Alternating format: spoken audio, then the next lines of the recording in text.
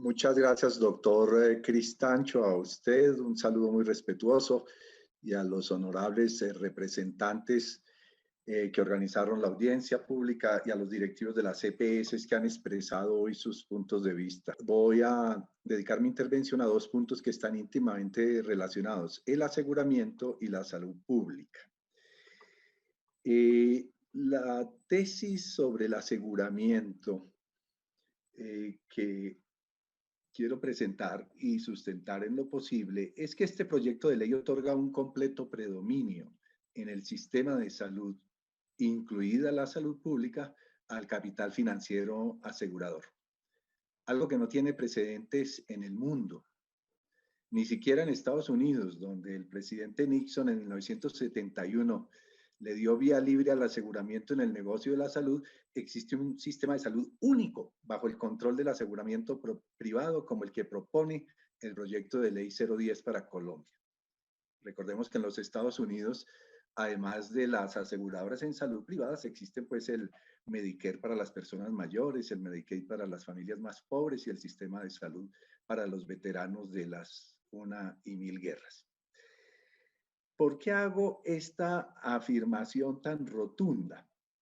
Para los autores del proyecto de ley, el derecho fundamental a la salud requiere, comillas, de un esquema de operación del aseguramiento. En otras palabras, se crea un derecho de la población, pero que a la vez se espera sea rentable para las aseguradoras en salud. El alma del proyecto de ley son los capítulos 3 y 4 consagrados al aseguramiento y a lo que es su esencia económica, la gestión del riesgo financiero. El proyecto de ley concreta el sueño de todos los ministros de salud desde el doctor Mauricio Santamaría, sueño en el que se eliminan la mayoría de las EPS creadas en la primera etapa de la ley 100 y se establece un monopolio de unas cuantas grandes aseguradoras en salud que necesariamente tendrán que acercarse y entenderse con las grandes aseguradoras multinacionales. El proyecto establece un sistema único de salud del cual el aseguramiento hace parte integral.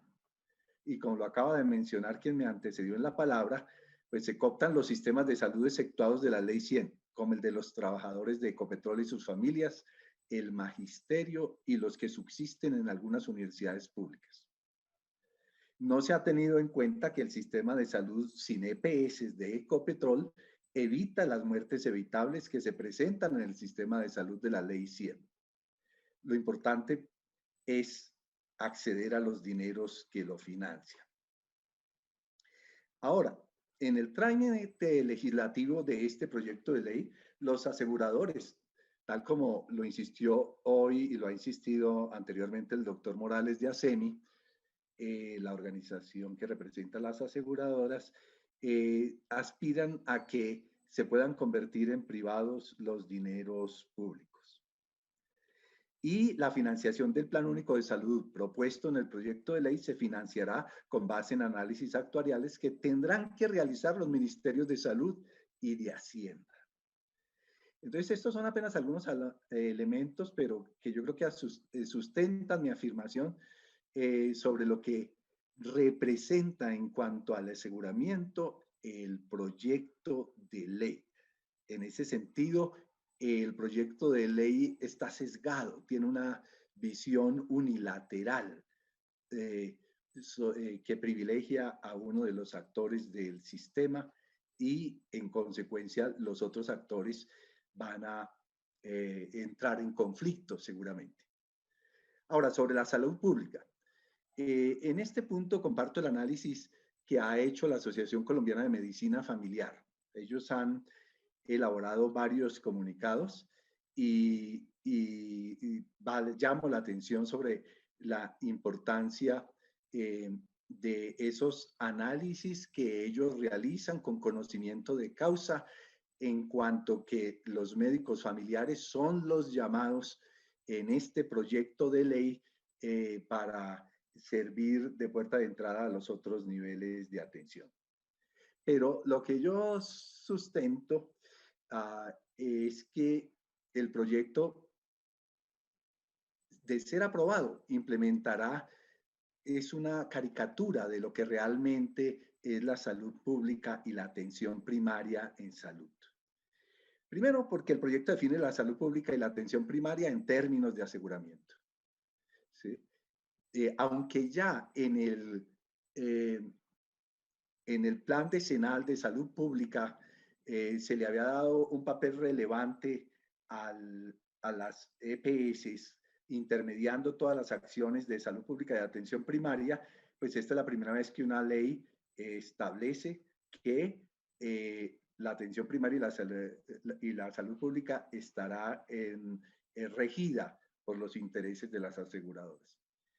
El eje en el proyecto de ley para la salud pública es la gestión de los riesgos individuales y colectivos, es decir, en cierta forma retoma los famosos planes de intervención colectiva que todos conocemos cuáles han sido sus resultados. Todo se podrá decir, menos que han contribuido realmente al avance de la salud pública y a la prevención y la promoción en Colombia.